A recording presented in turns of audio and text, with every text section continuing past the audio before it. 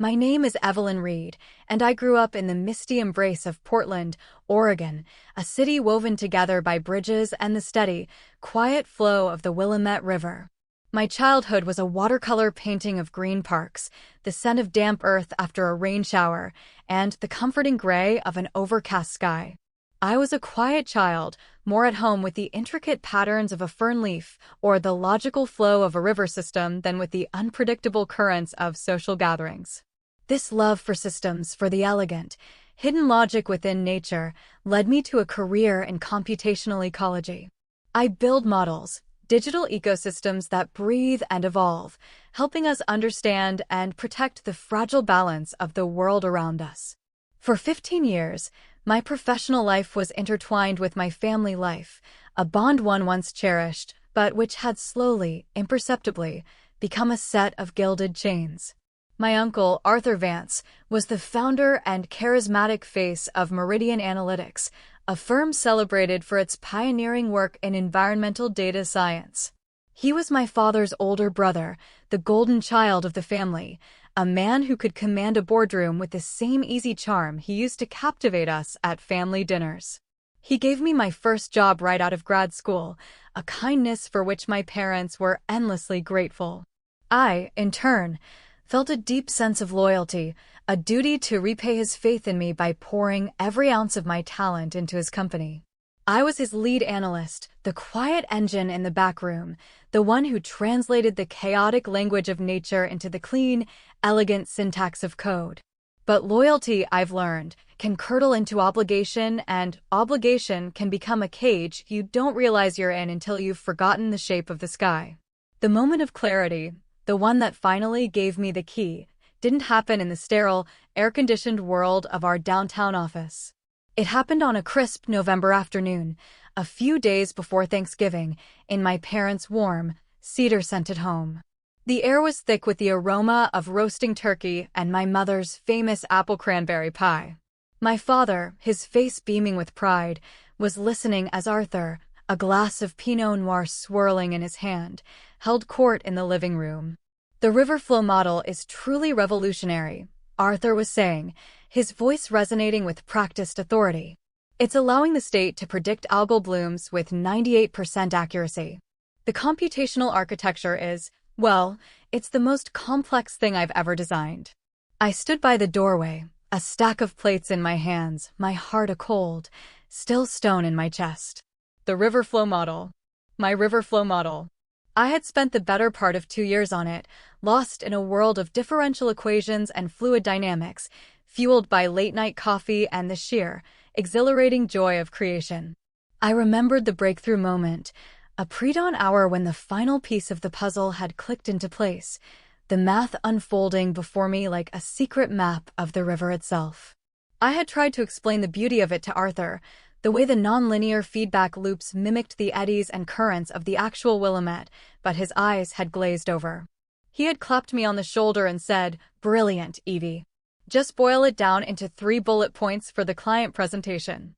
Now, he was painting a masterpiece with my colors, describing its architecture to my own father, who looked at him with an expression of pure awe. "To think, Art," my dad said, shaking his head. "All that genius in one family." He glanced over at me and smiled. "And our Evie gets to learn from the best." The plates felt heavy in my hands. It wasn't anger that I felt, not the hot, righteous fury I might have expected. It was a profound and hollow sadness, a quiet click of a lock disengaging. In that moment, I saw it all with a devastating clarity. The 15 years of mentorship, the countless presentations where he had used the pronoun I to describe work he couldn't begin to comprehend, the gentle pats on the back that were meant to keep me in my place. He wasn't a monster, in his own mind. He was a visionary leader empowering his team. He was the conductor, and I was merely the first violin. The fact that he couldn't read the music was an irrelevant detail. That night, I went home to my small apartment overlooking the Fremont Bridge, the lights of the city glittering like a fallen constellation on the dark water. I didn't storm or rage. I opened my laptop and began to build a different kind of model, a meticulous archive of my own life's work. For 18 months, I had been saving everything, prompted by a vague, growing unease. Every design document, every time-stamped code commit, every late-night email where I patiently explained a complex concept to Arthur, it all went into a secure, personal cloud server. It wasn't a plan for revenge. It was an act of quiet reclamation, of gathering the scattered pieces of myself. 2 months later, my archive complete, I sent a carefully worded inquiry to Aria Labs, a smaller, innovative firm in the Pearl District known for its deeply collaborative and research-driven approach. Their head of research, a woman named Dr. Lena Petrova, responded within hours. We met for coffee at a little cafe that smelled of roasted beans and rain. Lena had sharp, intelligent eyes and a calm, centered presence. She didn't ask me for bullet points. She asked me about my process, about the philosophical underpinnings of my models. For the first time in years, I felt like I was speaking my native language to someone who was fluent. We talked for 2 hours, and by the end, she had offered me the position of Director of Ecological Systems. The following Monday, I walked into Arthur's office on the 25th floor of the Meridian Tower. The view was spectacular, a panoramic sweep of the city with Mount Hood standing like a distant, snow-capped sentinel. It was a view I had always associated with his success, not mine. I placed the simple, white envelope on his polished mahogany desk. He was on the phone, laughing, and waved me in. He finished his call and looked at the letter, then at me, a smile still playing on his lips. "What's this, Evie? A shopping list?" "It's my resignation, Arthur." The smile vanished. He picked up the letter, his movement slow, and read it. The silence in the room was broken only by the hum of the building's ventilation. He set the letter down, his expression shifting from surprise to a kind of paternal disappointment I knew all too well. "Evelyn, this is impulsive," he said, his voice softening into the gentle, chiding tone he used when he felt I was being overly emotional. "You're 42. This is a tough industry for anyone, let alone someone starting over at your age. What are you thinking?" "I'm thinking it's time for a change." He leaned back in his leather chair, a sigh of weary indulgence. "And where do you imagine you'll go?" "Meridian is the top of the mountain. You have security here. You have a family here.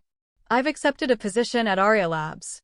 The mention of our most creative competitor brought a flicker of genuine anger to his eyes. He saw it not as a career move, but as a betrayal. "Aria? They're a boutique firm, a glorified startup. Evie, don't throw away 15 years of work on a whim. What experience do you have besides the work you've done here under my guidance?" I looked at him, the man I had once revered, the uncle who had taught me how to skip stones across the river, and I felt a strange sense of calm. The fear was gone. "The work I've done here is my experience, Arthur. All of it." I had brought a small, plain cardboard box with me, the kind you get from the supply closet. I held it in my hands. He glanced at it, his dismissiveness returning. "What's in there?" "Old notebooks? Your collection of coffee mugs." "My work," I said quietly. "My personal development archives. 15 years of them." His brow furrowed. "What are you talking about?" "Company property is to remain on company servers." "It is," I assured him. "This is different. These are my personal backups. The detailed logs, the iteration histories, the design notes. Everything." I watched his face as the implications began to dawn on him. It wasn't the sudden, stark terror of a villain being unmasked, but the slow, dawning confusion of a man realizing the ground beneath his feet was not as solid as he'd believed. "You can't take proprietary data," he said, his voice losing its confident timbre. "I'm not. I'm taking my own intellectual property. Do you remember the employee handbook update from 3 years ago after that data breach scare? Section 4, subsection B, all personal notes, developmental logs, and research archives created by an employee for the purpose of their own learning and process documentation remain the property of said employee. I drafted that clause myself." "You signed off on it without reading it." He stood up then, his face flushed. He walked to the window and stared out at the city, his city.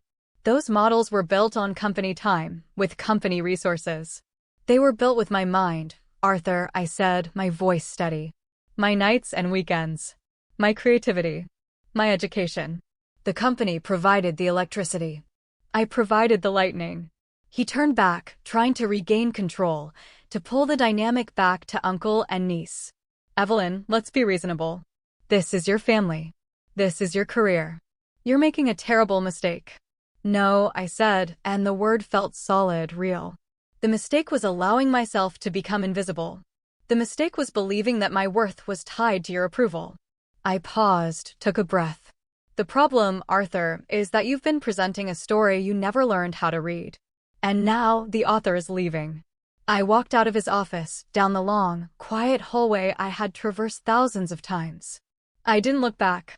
As the elevator doors slid shut, I felt not a sense of triumph, but a profound, bittersweet relief, like the first deep breath after a long illness.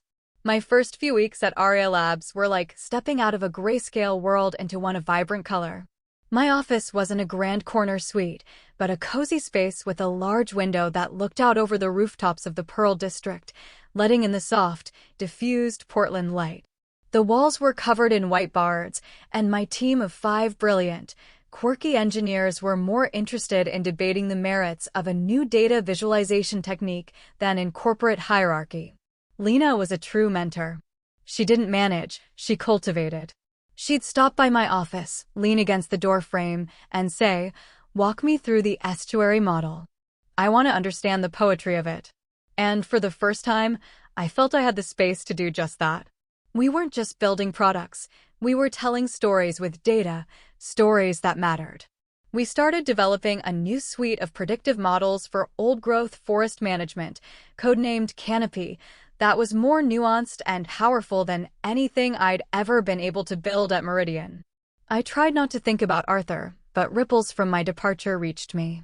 A former colleague forwarded me a chain of emails showing Arthur struggling to answer a client's technical questions about river flow, his responses becoming increasingly vague and reliant on corporate jargon. His posts on professional networks, once filled with bold pronouncements about the future of analytics, became a stream of shared articles from other thought leaders, with non-committal comments like, "An interesting perspective." He was a ship, once powered by a hidden engine, now adrift and trying to convince everyone he was still moving forward under his own steam. The inevitable call came on a Tuesday evening. I was at home, sketching out a new algorithm on a notepad, the rain drumming a gentle rhythm on my window pane. An unknown number. "Evie?" His voice was thin, strained. All the polished confidence had been stripped away, leaving something raw and desperate. "Hello, Arthur. Your aunt is worried sick. My parents haven't heard from you. You can't just cut off your family." It was a strategic move, an appeal to the guilt he knew I was susceptible to. But something in me had shifted. I had spent a month building not just new code, but new boundaries. "My family is welcome to call me anytime," I said calmly. "This isn't about them, Arthur. It's about you and me." A long silence. Then a ragged sigh. "Okay, you're right. It's about me.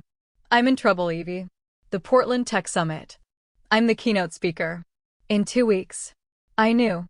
His keynote, the Meridian Method, charting the future of predictive analytics, had been advertised for months.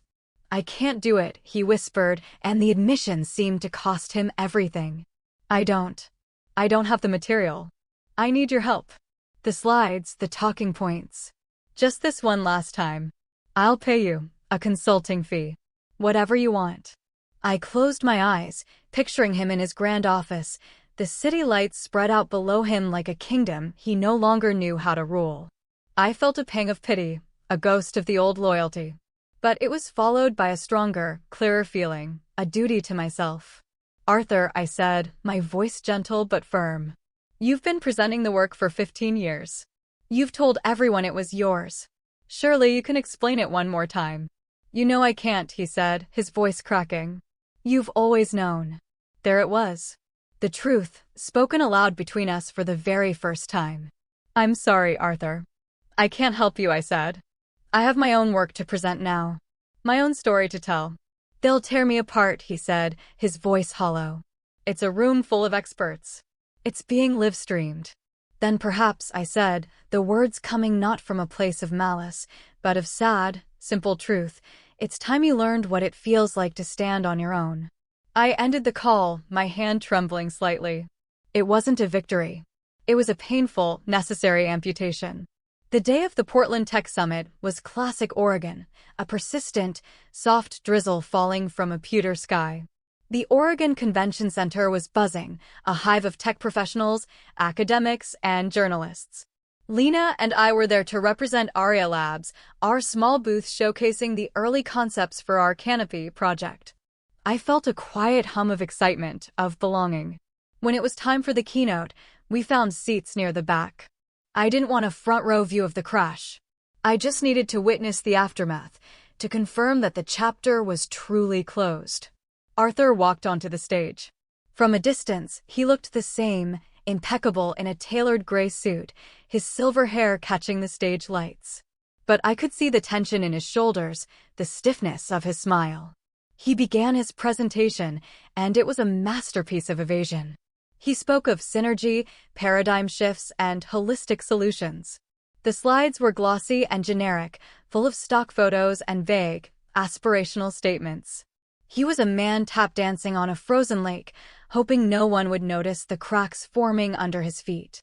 He managed to get through the prepared remarks, but then the moderator opened the floor for questions. A hand shot up. It was Dr. Alastair Finch, a notoriously sharp professor of computer science from Reed College. Mr. Vance, thank you for that overview, Dr. Finch began, his voice amplified by the microphone. In your company's white papers, you claim your river flow model uses a novel form of stochastic calculus to account for unpredictable environmental variables. Could you elaborate on the mathematical framework? Specifically, how do you prevent overfitting in your training data? The auditorium was silent. I could see Arthur's Adam's apple bob as he swallowed. That's an excellent, highly technical question, Alastair, he began, his voice a little too loud. The framework it's proprietary, of course. But it involves a multi-layered approach to validation. He was drowning, and everyone could see it. He rambled for another 30 seconds, stringing together buzzwords that meant nothing in context.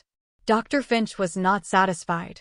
With respect, Mr. Vance, that sounds like a description of any standard machine learning process. I'm asking about the specific innovation you've built your company's reputation on. Arthur's face was pale. He looked out at the sea of faces, and for a fleeting moment, his eyes met mine. I saw not a plea for help, but a dawning, horrifying understanding of his own emptiness. He opened his mouth, but no sound came out. The silence stretched, becoming immense and uncomfortable. The moderator started to step forward to intervene, but then another person stood up. It was Lena. She didn't address Arthur. She addressed the moderator. "Excuse me," she said, her voice clear and calm. "I believe I may be able to provide some clarity. There seems to be a misunderstanding about the provenance of the river flow model." A murmur went through the crowd. Arthur looked as if he'd been turned to stone. The models and the core intellectual property that Meridian Analytics has been marketing for the past decade were not, in fact, developed by Mr. Vance, Lena continued, her gaze sweeping the room. They were the work of a single, brilliant researcher who we at Aria Labs are now fortunate enough to have leading our Ecological Systems division. Dr. Evelyn Reed. She turned and gestured toward me. 1,000 pairs of eyes swiveled in my direction. My heart hammered against my ribs, but my mind was a pool of calm water. This was not a confrontation I had sought, but it was one I was ready for. "Evelyn," Lena said, her voice a gentle invitation. "Perhaps you could answer Dr. Finch's question." I stood up and walked down the aisle to the microphone. I passed Arthur's podium. He wouldn't look at me. He was staring at his hands, a man made suddenly invisible. I took a deep breath. "Thank you, Lena." "Dr. Finch, it's a wonderful question," I began, and my voice was my own, clear and steady. "The core of the model isn't actually stochastic calculus. That was a misinterpretation for marketing purposes. It's a deterministic system based on a modified set of Navier-Stokes equations, but the innovation is in how it models turbulence. Instead of treating it as random noise, it treats it as a series of cascading, smaller, predictable systems. The issue of overfitting is mitigated by..." I spoke for 10 minutes, not from a script, but from the heart. I explained the math, but I also explained the philosophy behind it, my fascination with the river, the beauty of its complex, ordered chaos. I saw faces in the audience light up with comprehension, with the shared joy of a difficult problem elegantly solved. When I finished, there was a moment of silence, and then the auditorium erupted in applause. It was warm, genuine, and for the first time in my life, it was for me. I never saw Arthur leave the stage. When the applause died down, he was simply gone. 6 months later, I was back at the same conference on the same stage. This time, I was the keynote speaker. I presented Canopy, our new model for forest ecosystems. It was received with an excitement that still felt new and wonderful to me. Aria Labs was thriving, a place where innovation was nurtured, not just branded. My parents and I had a series of difficult, honest conversations. They had been blinded by Arthur's charisma, by the story of success he had so carefully crafted. It was painful for them to see the truth, but in the end, it brought us closer. They saw me, truly saw me, for the first time. One rainy afternoon in April, a small, square envelope arrived at my office. It was postmarked from a small town on the Oregon coast. There was no return address. Inside, a single piece of heavy, cream-colored cardstock. The handwriting was shaky, but I recognized it instantly. It wasn't an apology. It wasn't an explanation. It was just 7 words. Evie, I was walking by the river. I stood at my window, the note in my hand, and looked out at the city. The sky was breaking, and a sliver of sunlight was turning the wet rooftops to silver. I thought of my uncle, not as a thief or a fraud, but as a man who had gotten lost in his own reflection. I didn't know if I would ever reply to his note. I didn't know if our family would ever truly heal. But as I watched the Willamette flow steadily toward the sea, I knew that my own river was finally running clear. The journey had been long and quiet, through murky depths and hidden currents. But I had navigated it. I had found my way to the open water, and the sky above was wide and full of light.